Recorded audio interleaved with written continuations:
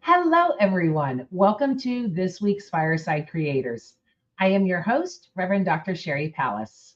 Tonight, I am chatting with Clint Heacock about his new book, Not So Shiny, Not So Happy People: How Bill Gothard, Church and Family Taught Me Christianity Doesn't Work. Please remember to keep all comments and questions related to the show topic and that this is a safe space. Thank you for joining us, and I'm looking forward to all of your comments and questions. This is a pre-recorded show, so I will be watching your comments and questions live, but I won't be able to post them on the show. Clint is in the UK, so we needed to pre-record this, so he wasn't up at 2 o'clock in the morning. He has to work in the morning. So if you're watching on YouTube, please hit that like and subscribe. If you're on Facebook, grant StreamYard access so we can see your name when you have a comment or a question. Thank you for inviting us into your home and joining the conversation. I appreciate you all. Okay, let's meet our guest and get smarter. Clint Heacock is the host of the Mind Shift podcast, which is all about reclaiming your life and identity post-cults and post-religion. He is helping to educate people on the dangers of such movements as the Christian right and dominion theology today. Welcome, Clint. Thanks, Sherry. I was just going to say I've just changed the name of the show. It probably wasn't changed before, but it's actually called the Dismantling Doctrine Podcast. It was called the Mind Shift Podcast for years, but there were too many Mind Shift podcasts out there, so I changed the name, I think, early this year to the Dismantling Doctrine Podcast, which it is a lot better name, I think. It does what it says on the tin. Definitely. And sorry, I didn't update your bio with that. But yes, Dismantling Doctrine Podcast is where he is now. Tune in. I did a show with him a couple months ago that was phenomenal. But definitely go check it out. So, Yeah, Clint, thank you. we have chatted before Yeah. and have had wonderful conversations. We both have shared our trauma with the church. And I am assuming, and I haven't seen the book yet, but I'm assuming that you're really delving into that trauma. Is that It is. It's my story. That's what it is. And it's not a screed against Christianity. I'm an ex-evangelical, but I wrote it in such a way that someone said to me, I got near the end and I thought this was a Christian book. You got to the end and you think, oh, it's all going to work out for the better. He's going to become this amazing, successful Christian. And at the end, I'll give it away. I walked away from the faith, So I talk about religious trauma syndrome and rapture anxiety and all the things that I struggled with growing up in Christianity for sure. I actually did a show on Shiny Happy People and had one of the participants in it, and she shared her trauma with it. Bill Gothard was definitely in my home too. And I think with both of our titles, with our books, people think, well, she's one way or he's one way. But in my case, I have had so many people come to me and say, I thought you were just trashing religion. You're really just putting out the truth. You didn't want me to believe anything, other than the truth. You weren't trying to sway me, which is such an honor, as you're deconstructing and really dismantling the doctrine, pun intended, yes. to really show where things are dangerous, where things hurt other people, as opposed to bringing life and light, which is what Christianity promises, and it's just purely fake advertising in my experience. That's it. And throughout the book, as I'm telling my story, I'll pause and I'll say, oh, by the way, reader, what's happening to me right now in the story? This is an example of cult psychology, cult tactics. And I'll list, who they're talking about and the person who's actually, put this together, Dr. Robert J. Lifton, Yanya Lalich, Stephen Hassan. And I'll say, just because it's Christianity doesn't mean that they can't use cult tactics and cult psychology, and the resulting psychological, emotional, and spiritual damage is just as real as anybody in another cult. It's coming out of it, and now it's been 25 years. I started deconstructing when I was 2. Yes, of course. Yeah, of course. I can spot cult stuff now like that. And, seeing it in our political environment is shaking to me. I know that you're in the UK. You escaped, damn you. I got out. I'm still trying. But are you seeing, I mean, do you have the same intuition to where it's like, oh no, I see where you're going with that in other aspects of religion and politics or throughout the rest of our societies? Oh, absolutely. And I do a lot of shows on this. In fact, I just did a recording last night. I don't know when this is coming out, but with Chris Shelton on his show, speaking of cults, and we did an episode on Project 2025. So I'm very much updated on all the stuff that's going on. I keep an eye on the news.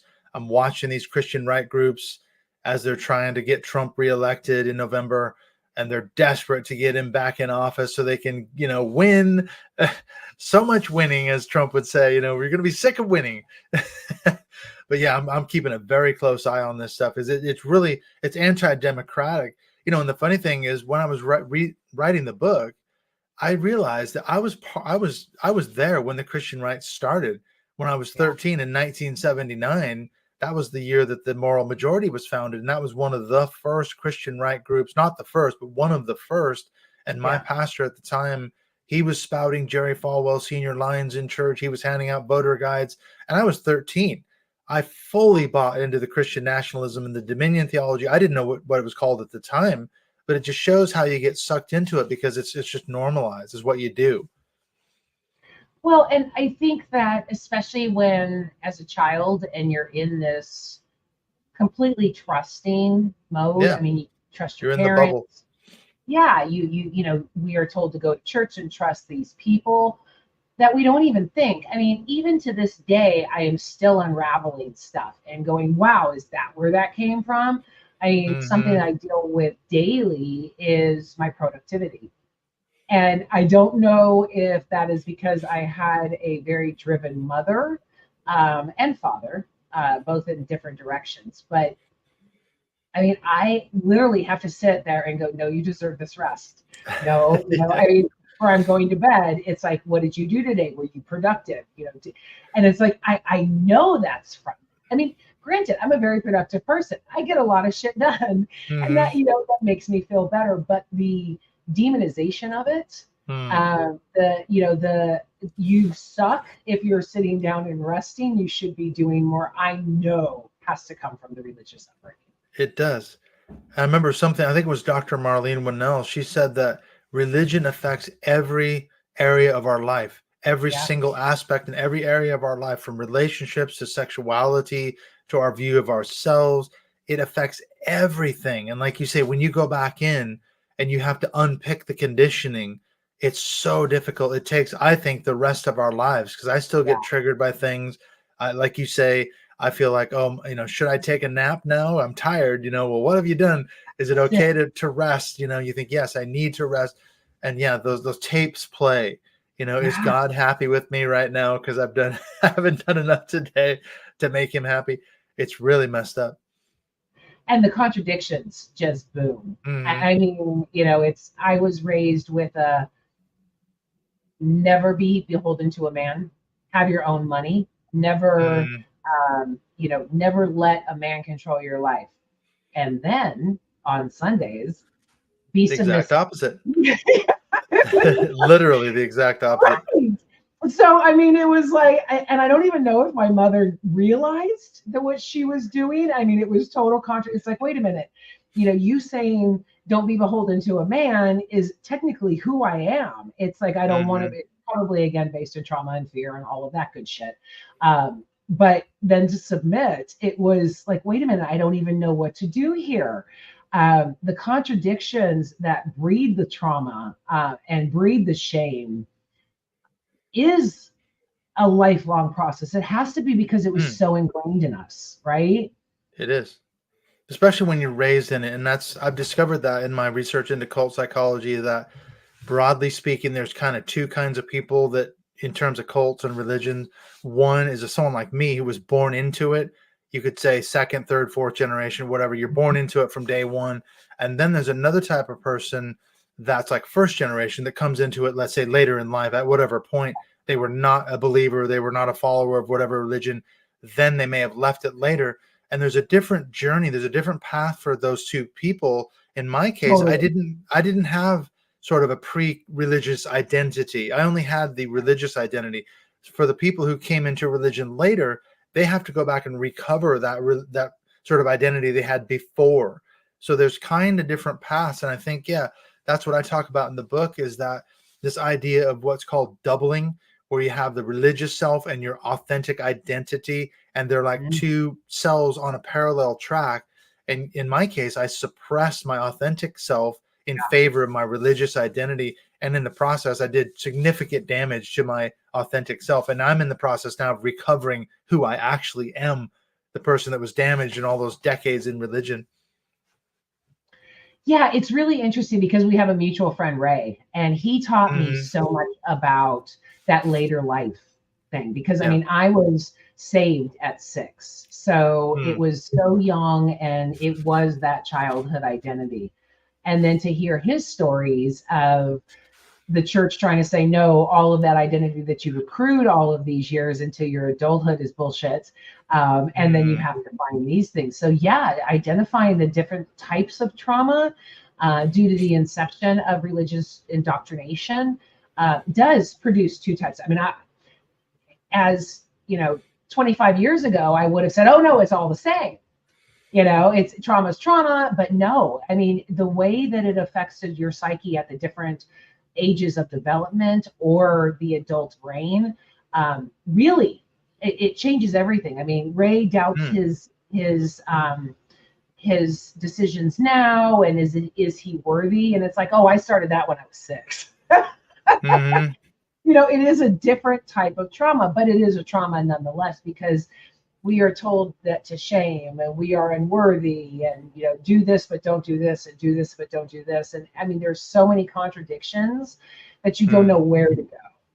Exactly. And the thing about religion, controlling religions in particular, I was just talking with a good friend of mine, Chris Shelton, last night. I was saying we were talking about Project 2025, but we got into cult psychology because we were talking about the cult of Trump and Yeah. how it actually functions.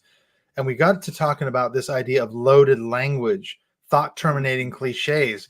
And, you think, oh, Christianity isn't a cult. Oh, it absolutely uses loaded language. And I use it as an evangelical. And what it does is suppresses your ability to think critically.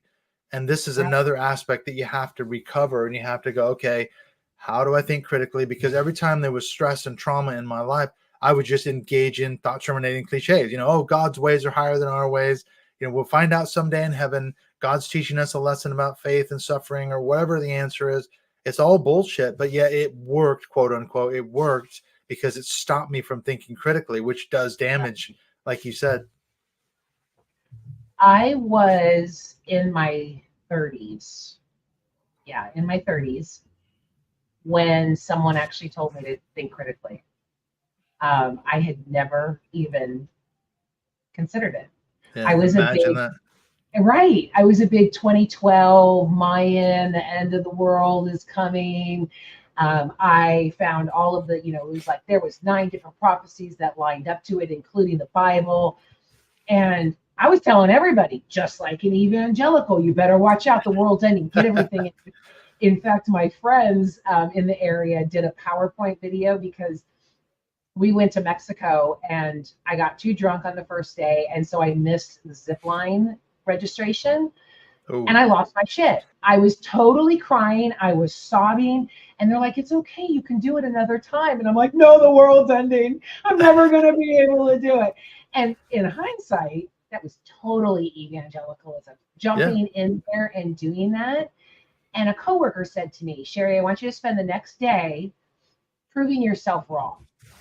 And I Mm. was like, what? And he goes, I want you to go in and prove yourself wrong today.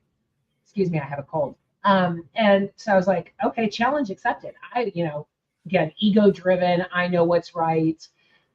And I just sat there in dismay going, holy shit. I never even thought of this. I never even thought of trying to prove myself wrong because everything is a mystery. You're just supposed to do Mm-hmm. it. God's going to return, all of these things. And that is the first time I was ever experienced critical thinking. And it was life changing. It was and then it was like, okay, let's go in and see what else I don't know. Let's Mm. go in and see what else I thought that I knew.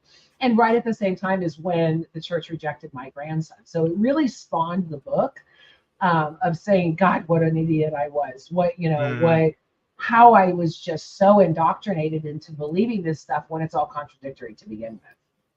It's tough because, yeah, as you come out of religion, there's a lot of anger. And I know I went through that phase. You may have gone through the same phase too. You're so angry, so bitter. I was pissed off for years. Right? And if I start thinking about it, I can start feeling the emotions again, because I spent so much money.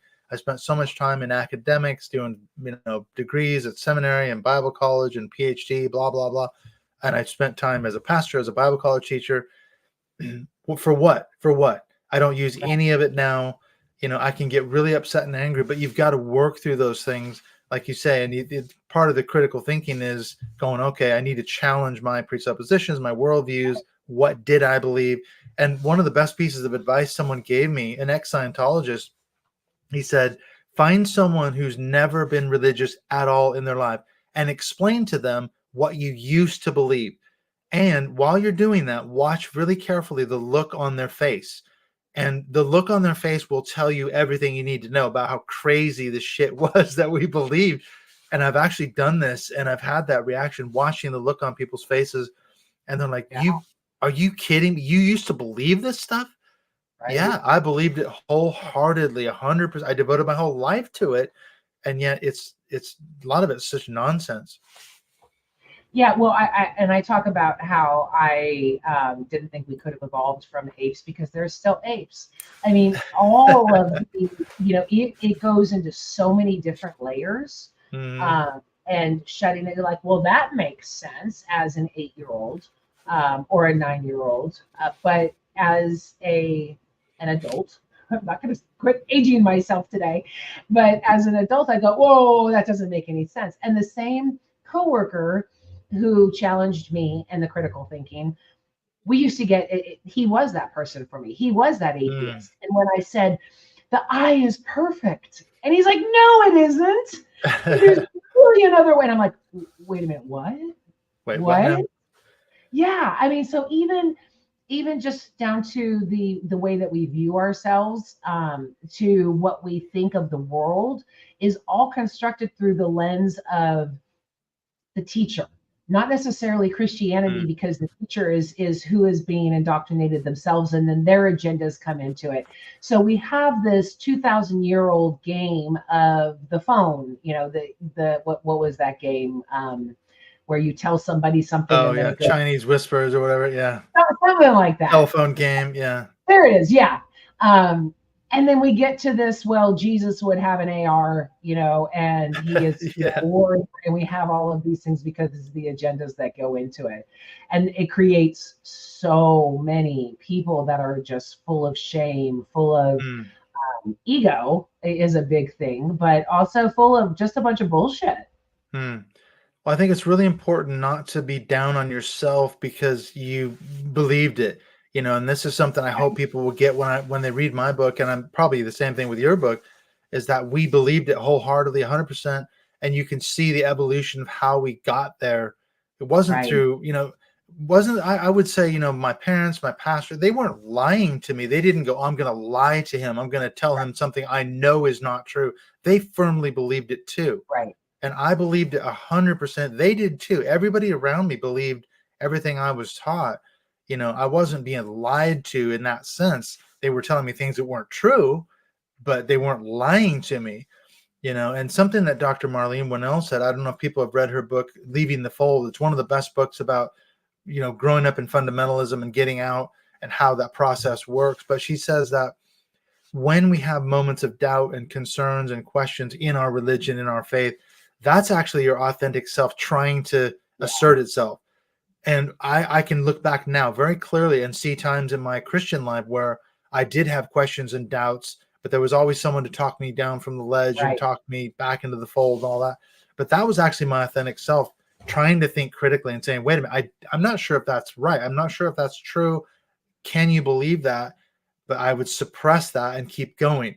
Whereas now I finally got to the point where I said, it's not true. And I've broken through that shell of that religious self, and this is actually the person that I am. This is my authentic self without the religious sort of shell of veneer around me.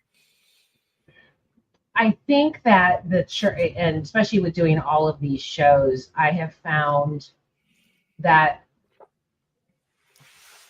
No, I was going to exclude white men, but I don't think I can No, on what I say. not white Christian That nationalism. yeah, but I mean everybody. We focus on the LGBTQ community a lot as being authentic and being told not to be authentic. Hmm. But I think anybody who was in the evangelical, especially maybe other denominations, but especially with evangelicalism, we were told to hate ourselves and we were told we were supposed to be a certain way. So there was so much shame that because I was supposed to be a quiet woman and I wasn't. Yeah, There is so submissive. much, and evangelicalism really makes you hate yourself like society does to the LGBTQ community. And I think that's why it's so easy for me to understand them because I too was told to not be authentic. I too was told that who I am Yeah, was bad, and we shouldn't do this. And so just overcoming that shame that is put onto you as a child or later in life, I think is one of the hardest things to do because even people without religion have difficulties accepting themselves and saying I'm okay and to do this. I mean, I think that's our journey in life is to grow to love and appreciate ourselves. And when hmm, you add religion on top of it, saying no, you suck, you were born into sin, you were born, all of this really traumatic yeah, indoctrination, very it damaging. gets you to hate yourself even more. It's true, and I've talked to so many people, and your example is a really good one. There's two clear-cut cases: the LGBTQ community and women in Yeah, Christianity, because that's the background that I'm familiar with. Like you just articulated, I've talked to so many women who grew up in or were in Christianity, and they could not reconcile what they're being told on Sunday by the pastor. You got to submit to your husband, you got to submit to me, the pastor, because I'm a man, and that's how God set the whole thing up. right, And they're going, but 9 to 5 throughout the work week, that's not how my colleagues treat me at work. They might be a manager or CEO of a company, some high position of authority and leadership, and then they go to church on Sunday, and it's the exact opposite, isn't it? right. And the whole modesty culture that plays into you can't be gay, you can't have same-sex marriages, there's none of that. I mean, my oldest daughter came out as gay years and years ago, but she was terrified of her religious relatives. They were the last people she told, because she thought they were going to reject her for being gay, and fortunately they didn't. Really, really, I was surprised by that. Actually, I was expecting rejection and shunning, but it didn't happen. But she was terrified because she loved them so much, and she was terrified that they were going to turn their backs on her because she came out as gay. So there you have it. My book is dedicated to the loving memory of Marcus McCoy. Hmm. Um, he jumped off a bridge after spending the day with his evangelical family who told him that he was an abomination and going to hell. Yeah, So,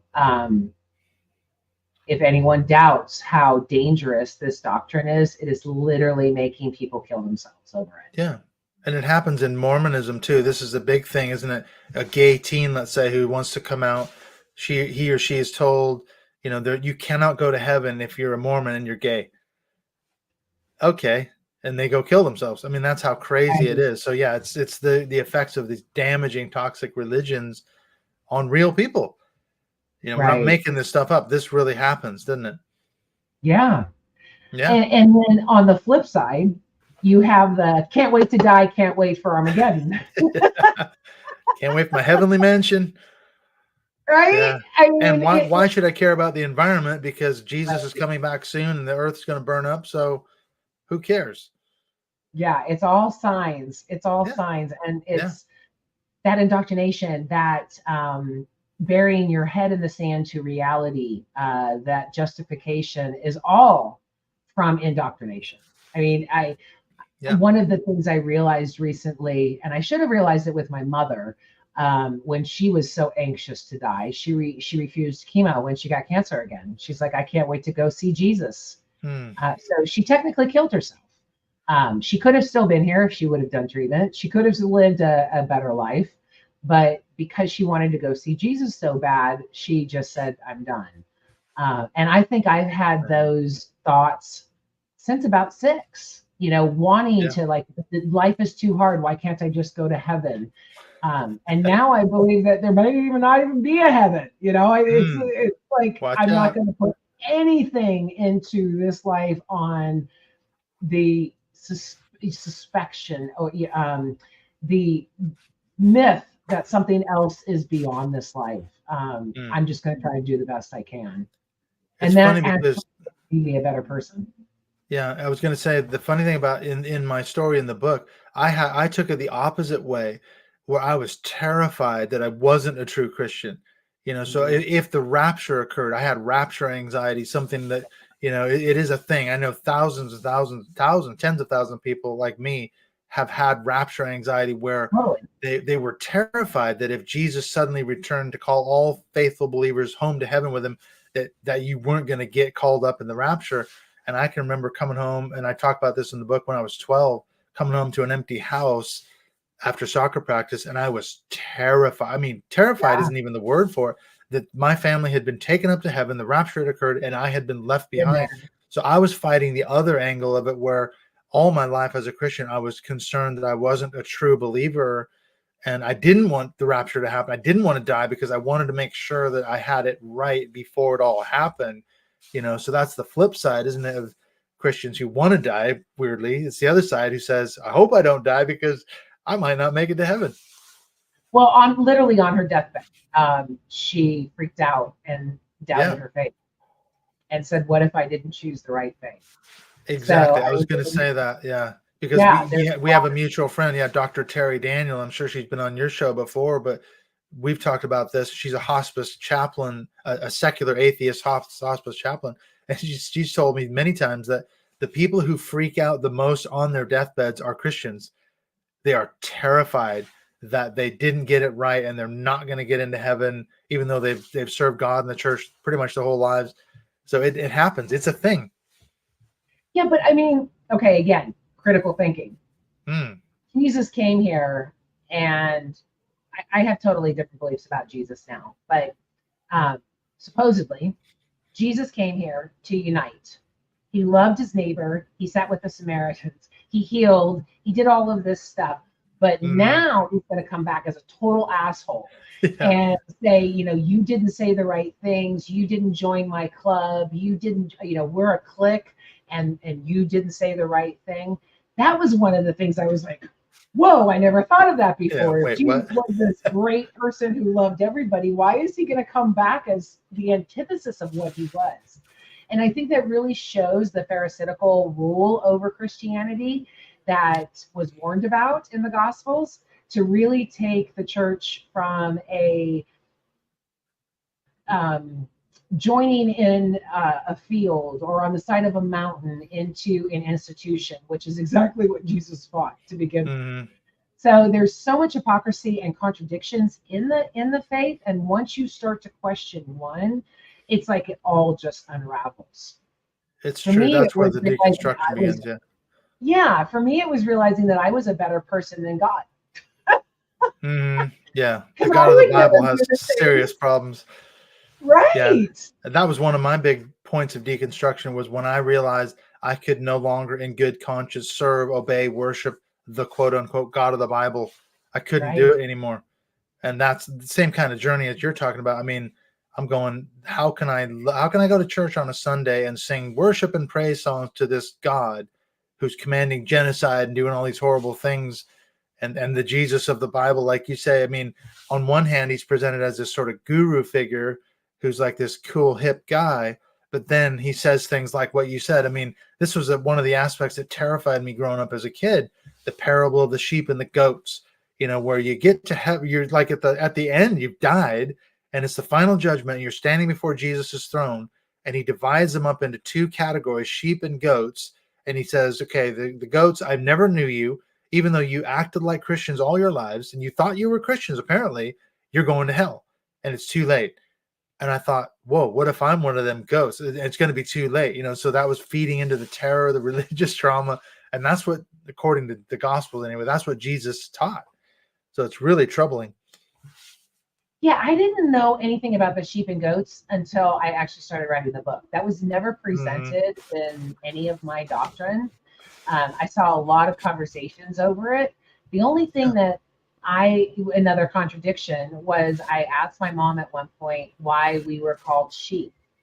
And she said, because sheep are dumb and sheep will run off of a mountain, just following the other one. And so we need Yeah. that shepherd. And I see in contradiction to that, the sheep are the ones that what you're saying were the goats. The sheep are the ones who are saying Trump is the Messiah. I'm supposed to be doing all of this, not using critical thinking. The goats would ram and go, that's bullshit. So in Exactly. my whole thing, I would rather be a goat than a Yeah, sheep. I want to be a goat. Right. But the goats got sent to hell. That's the only problem at the end of the story, Sherry. We all go to hell and the sheep get to go to heaven. Yeah, it doesn't make any sense. Be It's dumb. really troubling. Don't think. Yeah.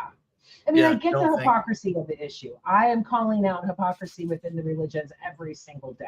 Yeah. Across all religions. I don't even Mhm. keep to just Christianity because of my degree. I can insult them all. Yeah. So, and really target where the issues are. But to stop just thinking Yeah. is, I think, one of the reasons that the U.S. is in the position that it's in today. It's true. Yeah. I mean, going back to what you said about the early church, and that was one of the first problems that cropped up was as soon as Constantine came along and sort of invited the church to crawl in bed with the state of Rome, that was when the rot really kind of set in, I think, where once the church realized, wait, we can have political power, we can have a lot of money, we can have a lot of influence, the same kind of dynamic is at play, like you said, in the American evangelical church. We were talking last night about how, during the Trump administration, the first 4 years, the evangelicals had just unprecedented access to the White House, to Congress. They were leading Bible studies, doing all these quote unquote amazing things, having worship services and all this. Mike Pence was there and all these high profile evangelicals. They are totally in bed with the state. And they want Trump to be reelected because they're like, we got to get back to what we had, 4 years ago. So they're desperate to get back into the corridors of power. I think there's a different little twist to that. I think with Constantine and Paul, they found a way to get Jesus's message, but have the Sadducees and the Pharisees tell it. Mm-hmm. And then reconstruct it. So they realized, we can have political power. We can say we're the religious elite and still say, well, we follow Jesus, to try and grab all of those people. And that, again, another con.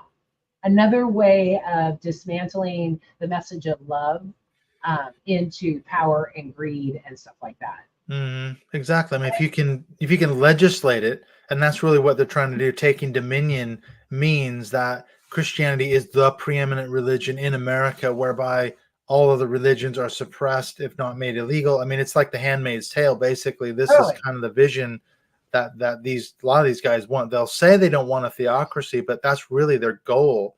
And in some ways, they've had some significant wins by getting the last 3 Supreme Court justices on the bench, overturning Roe versus Wade.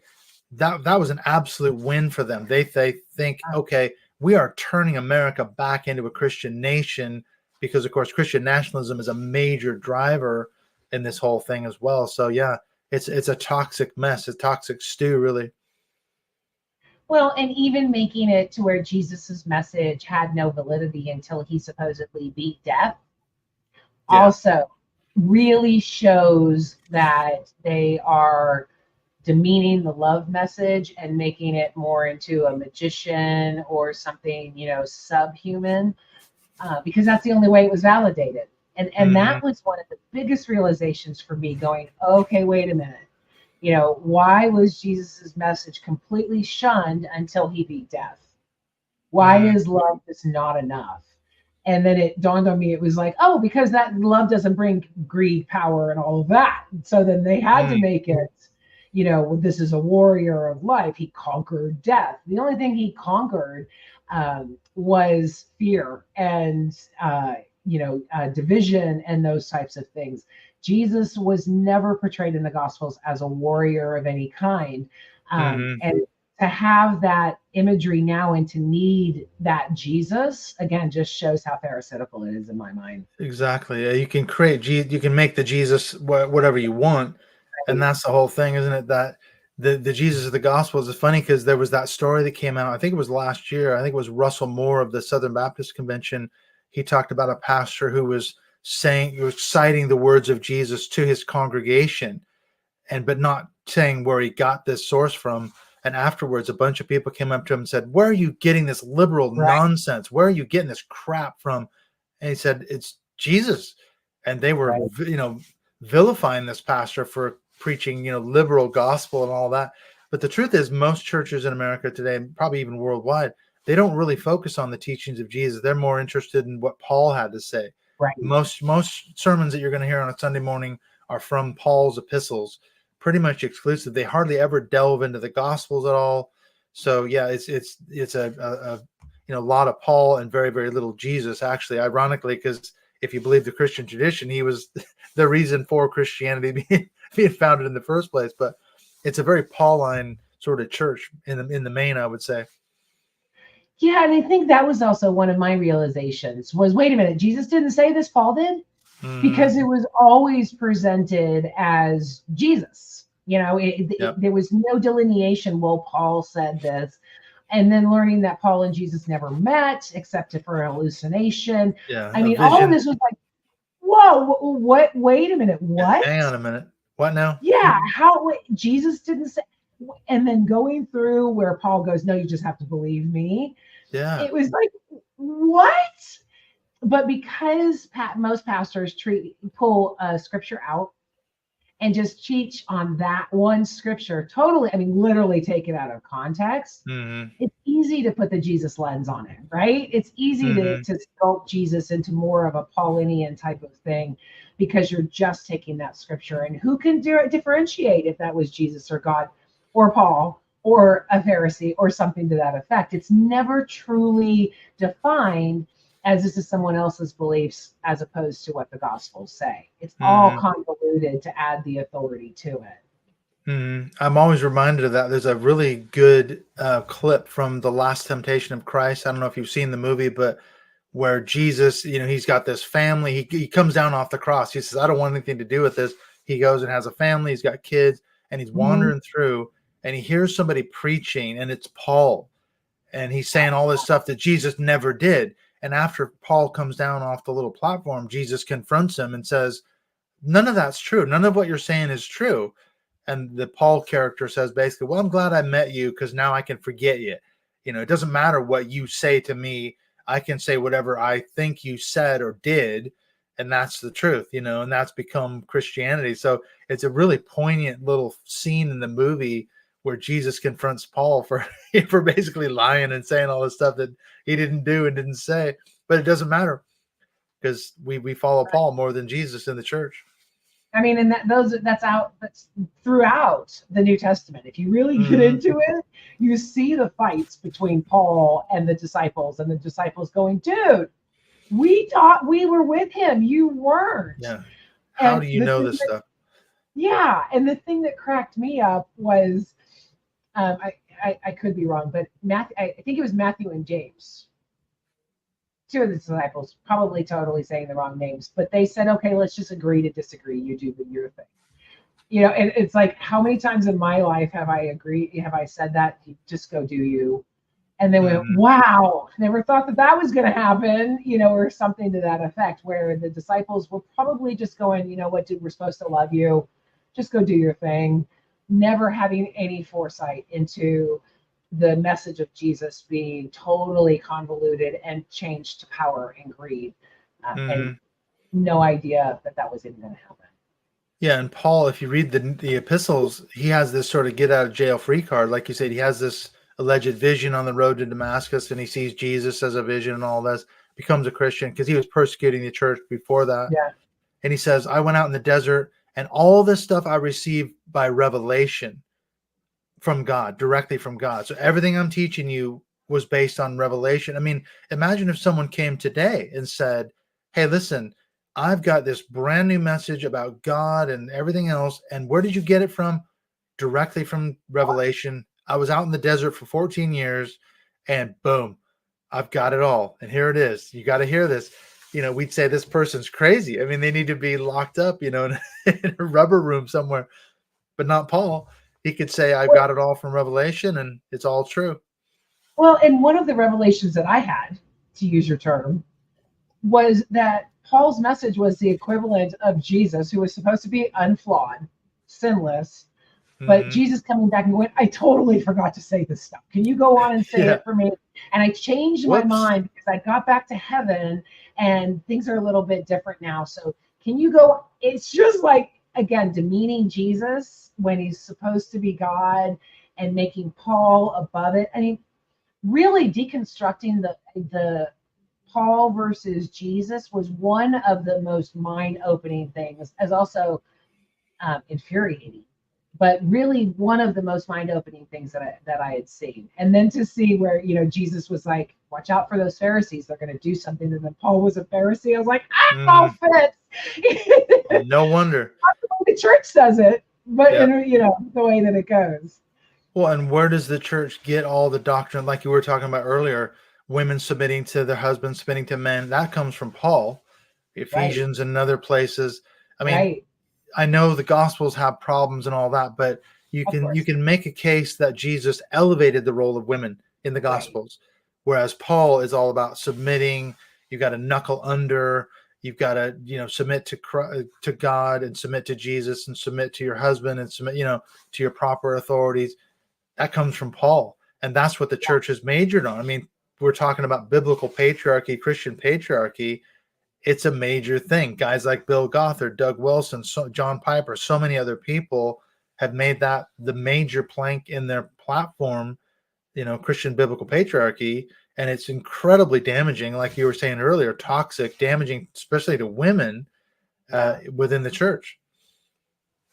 I have someone on my launch team that is Episcopalian priest, and he is gay. We had a talk after he read the book because he had a lot of problems about what I said about Paul. And he said, you know, I respect this man more than anything. He respects me, but we were really getting into the nuts and bolts of the book. And I say in the book, you know, in my journey of learning who Paul was, I grew to hate him. I grew to really just like, wow, dude, you screwed everything up. And I really became endeared to Peter because he was a fuck up. And everybody knew he was a fuck up. And he was, you know, and it was like, I'm a fuck up. I can relate to you. Yeah. This Episcopalian church pastor kept saying, well, the stuff with Paul has been, you know, changed. And I was like, but hasn't it all? Hasn't it all been altered? If we're going to lean towards Paul, wouldn't we do this? And he said, well, you kind of sound like an angry woman. And I'm like, you sound like Paul now. Exactly. How ironic. Yeah. I mean, it's funny how when you can see that people are still holding on to this doctrine or this doctrine, and then wondering why we have problems with it, it's like, well, this is why. You literally just said I was an angry woman. And no offense taken, because again, I respect this man. But that's what he saw because of the lens of Paul. And who wouldn't be angry with what, you know, with what Paul said? Who wouldn't take exception to what Paul was saying? I mean, I address that his lies and his stuff have caused so much damage, starting with sin causes death. You know, taking works out of being a religious person, and you just got to believe. You can be an asshole all week long, but as long as you show up on Sunday and believe, everything's fine. So in my growing to despise Paul, it was because I saw him behind all of the problems. It wasn't, you know, it was never Jesus. Atheists don't have a problem with Jesus. They have a problem with, you know, the constructing of this man to fit their own agendas. And that's the ironic thing, is that how many books end up making it into the Old and New Testament? You know, I had a conversation not long ago with Keith Giles about the Gospel of Thomas. He's written a book about the Gospel of Thomas, one of these quote unquote Gnostic Gospels or whatever you want to call it. And we got into this thing about how many books didn't make it in, and how many books, the ones that are considered canonical, inspired, or whatever. And you think, do we really know anything about how Christianity was in the first century, second century? No, because a lot of it was suppressed as heresies and all this. And the ones that won out are the ones that made it in. The ones that got supremacy are the ones who gained power political power, religious power, theological power, whatever, and they suppressed other views. So we didn't even know, what Right. true, quote unquote, true Christianity actually is, ironically enough. And we have to look to the Gnostics. We have to Yeah. look to those types of things. I mean, I talk about all the different theories about Jesus not really dying, or where he went and lived, and all of these Hmm. different types of things. But again, it's all fruitless in my mind if it doesn't cause you to be a more loving person. The whole point Hmm. is to be a more loving person. I don't care what you believe. I don't care if you believe that the sun is God. I don't care if you believe that there is no God.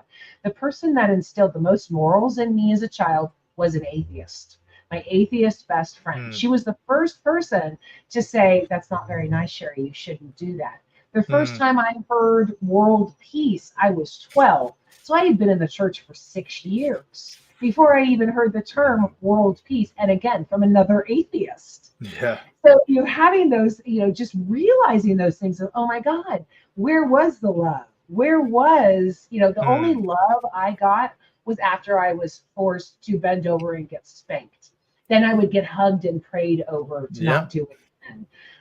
That type of love was always abusive, always demanding, this is who you are, conditional, all of that. And it just, to see where Christianity has become, it just makes me sick. Hmm. It's true. And I talk about this in the book. I mean, I was spanked thousands of times as a kid. And we had that same little ritual where my parents would, give us the little speech. Oh, this is going to hurt me worse than it hurts you, which I never believed. And then No, after the spanking, you get the hugging and all that. And, we're doing this because God has commanded us to do it as good, loving parents. This is what we're supposed to do, set you on the righteous path and all that. And like you said, it right, does so much damage. It's physical abuse. It's on some level sexual abuse. It's emotional abuse and potentially spiritual abuse. And here I am trying to figure out, how do I love this invisible, silent God who's commanding my parents to spank me and hurt me? right. It's really fucked up when you actually break it down and go, what's going on here in that dynamic? Yeah, and I mean, and it lends itself to an abusive relationship, to a Hmm. victimization. And that's just, I mean, my book opens with, I didn't realize I was being raped. I thought that was just part of life.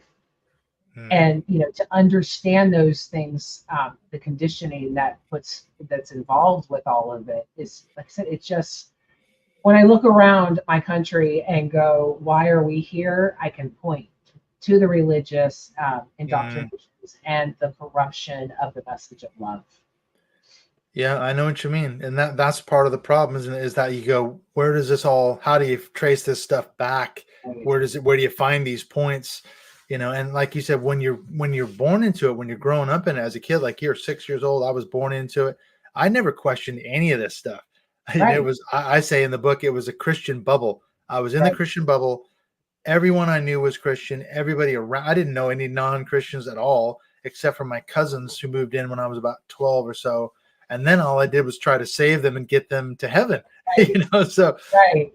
I say, I know two non-Christians, but I'm constantly trying to evangelize them. So that's my goal in life. So the whole thing you're wrapped up in this whole thing, and it becomes completely normalized. You're the frog in the boiling water.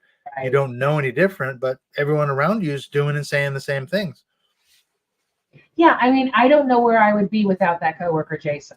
I mean, he Hmm. really like snapped me out of it. Yeah, you're lucky there.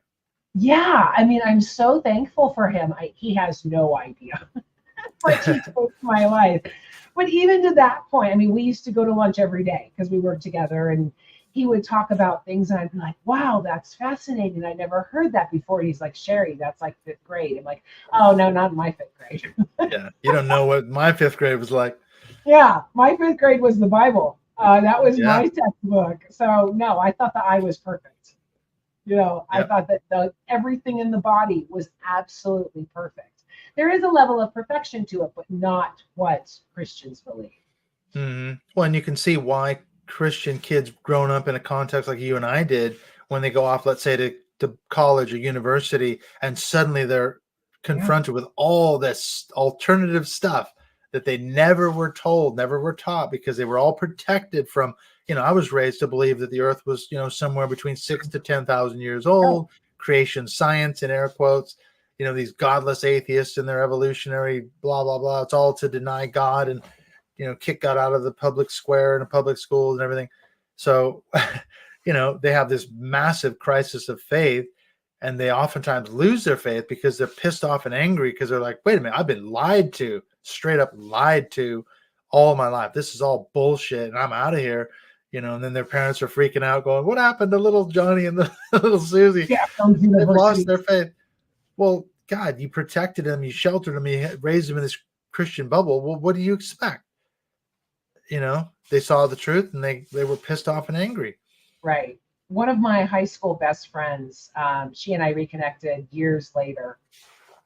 I had gotten her saved.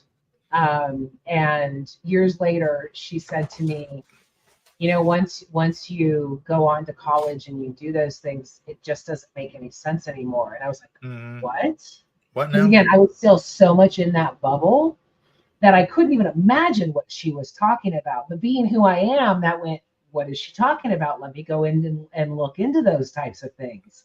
Because it was don't doubt, don't think, don't do any of these things. And my first instinct to her was one of offense. It's like, how dare you? How could you have gone away from this? I got you saved. We were at church every weekend. How dare you? Yeah, you owe me. Not necessarily you owe me, but it was like, what's wrong with you type thing. Where did that go? But it sparked enough questions in my head to go, what is she talking about? There were little things across my journey that was like, like, again, the atheist best friend who said, Sherry doesn't believe all of the Bible. And I went, oh, yes, I do. And she's like, no, you don't, Sherry. Yeah, you can't. And I had to go, what is she talking about? It was those types of things that really, like, I need to know what they're talking about. What don't I know? That propelled me. I think my curious nature kind of doomed the belief. It's ironic because I remember going to lunch years ago with a friend of mine. I was visiting the States and I was in Seattle, and I met up with a buddy of mine that I went to Christian school with all through, probably from 5th grade all the way. We grew up in church together, and he's now walked away from it all. And I remember what he said. Sometimes he said, I go back to church once in a great while, and I'll have this conversation with Christians, and I'll say, okay, you say you're a Christian, you say you believe this stuff. He said, okay, just tell me 3 specific things that you do in your life where you follow the clear teachings of Jesus. Just give me 3. Nice. And nobody can do it. None of them can do it. And he said, you can't even give me 3. You can't even give me 1. So it's impossible to apply it when you actually break it down. And he said, yeah, I don't go to church because I'm sick of the bullshit. I just can't do it anymore. You can't even give me 1. Give me 3. Just give me 1. And the truth is most Christians don't actually, they say they follow Jesus. They say they read the Bible. Like you said, I believe in all the Bible, but a lot of Jesus's commands, you can't follow them. And a lot of them are ridiculous. I mean, if you gaze at a woman lustfully, you're supposed to cut your hand off and gouge your eye. I mean, sell all you have and give to the poor. Nobody does that.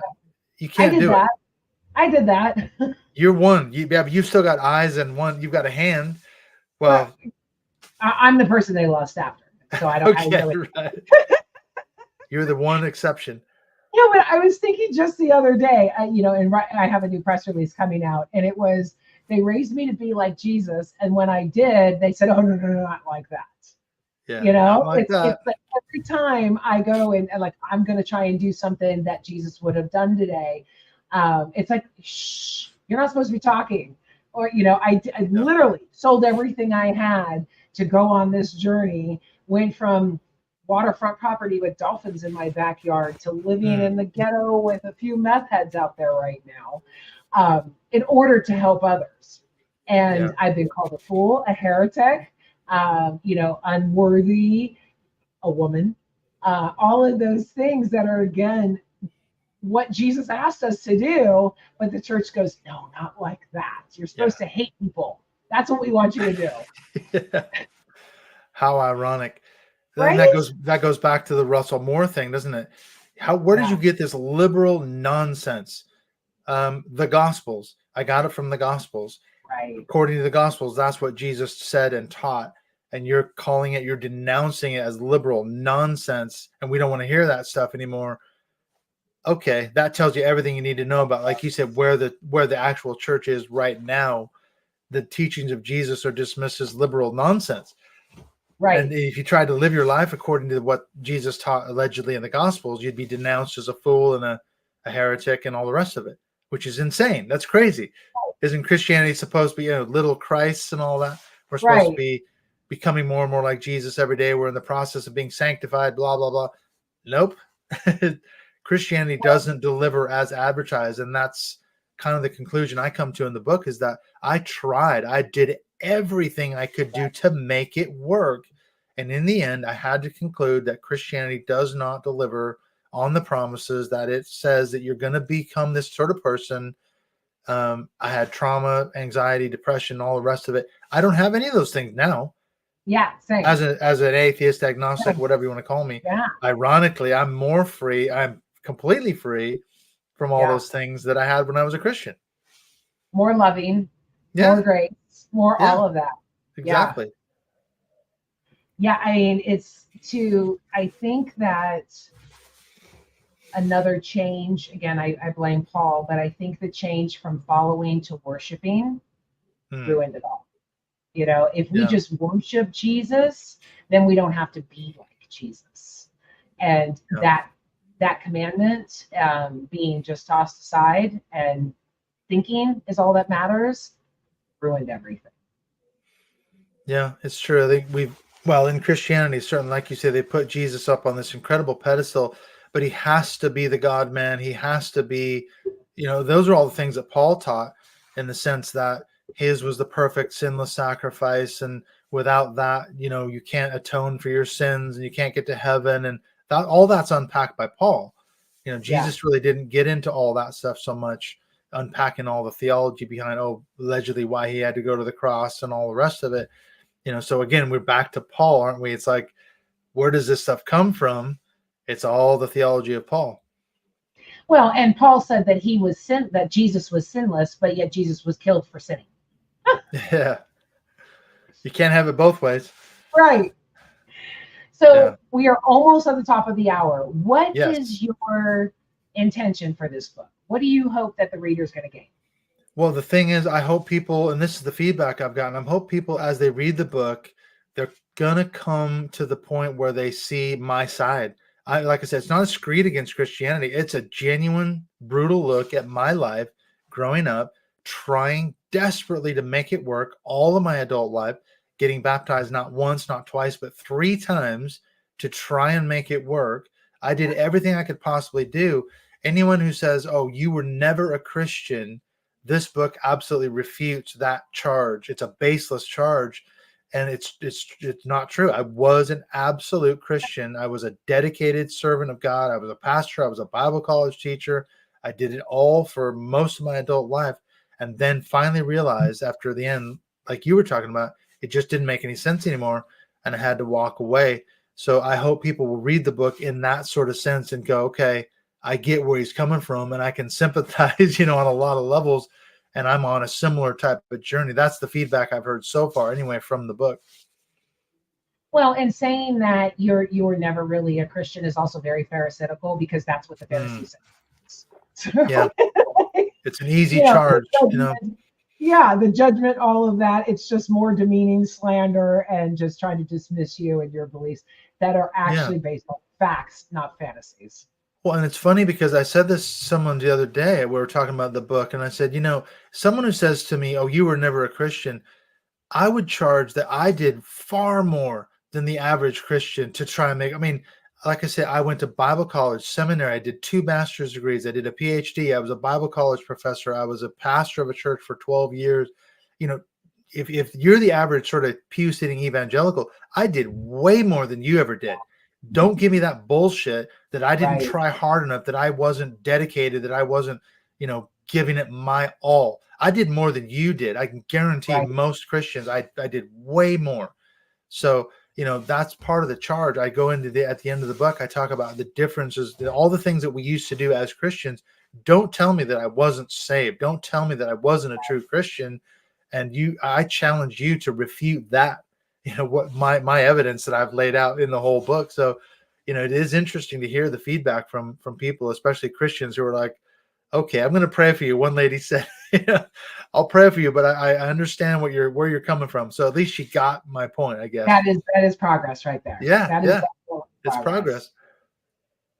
So any final words, and where can people find you? Okay, so you can find me on, Facebook. There's a Dismantling Doctrine Facebook page. There's a Not So Shiny, Not So Happy People Facebook page. You can follow me on Twitter at Mindshift 2018. And the book is listed. It's on Amazon. It's available as a paperback, as a Kindle, and it's a virtual voice audio version as well. So go to Amazon, look up the book, look up my name, or just Not So Shiny, Not So Happy People, and you will find it. I hope it's wildly successful. Yeah, thank you. It's in number 1, number 2 in most categories, in the 3 categories that it's in. So it is doing really well. Yeah, it's going really well. Thank you so much. For any final words? No, thank you so much, Sherry. We'll do this again. I'll have you on my show. We'll return the favor and we'll get into another chat. I'm sure we can have a really good conversation again. We can talk for hours. I know. Oh, yeah, definitely. Well, thank you for taking the time to do this show. I know I couldn't get you for the live, but this was just as good. And I'm so glad we had this conversation. Thanks so much. Thank you so much. I'm going to send you backstage and close it out. Another great show. I love talking to people who have done the hard work of deconstructing and really looking at all their beliefs. Not necessarily just religion, but societal beliefs that are put on us that aren't necessarily true either, like the LGBTQ community, or misogyny, or patriarchy, or a class system. All of those things should be rethought and readdressed to make sure that they make sense for a more loving society. We have enough power and greed, and the church grabbing onto that power and greed in the name of God causes people to die. So I'm going to keep speaking out. I'm going to keep having people on my show that show and prove the destruction of this doctrine, because people are dying. We talked about a couple people who are dead because of this doctrine. So it is very important. Thank you so much for watching. I am hoping that you guys will have a bunch of input that I will be able to see on Tuesday, and I will be following along. Thank you so much to Patrick Young for his continued support as the show's producer. Next week's show is with John Turney and his new book, RJ the Astronaut. Can't wait to talk to him about that. Don't forget to check out my book. I want to hear your thoughts. And the follow-up course is launching in just 1 week. It has over a dozen experts expanding on some of the topics of my book. It is so awesome, and I am so excited and so proud of it. If you like the show, share it and subscribe. Thanks again for watching. Have a wonderful week, and as always, walk in love.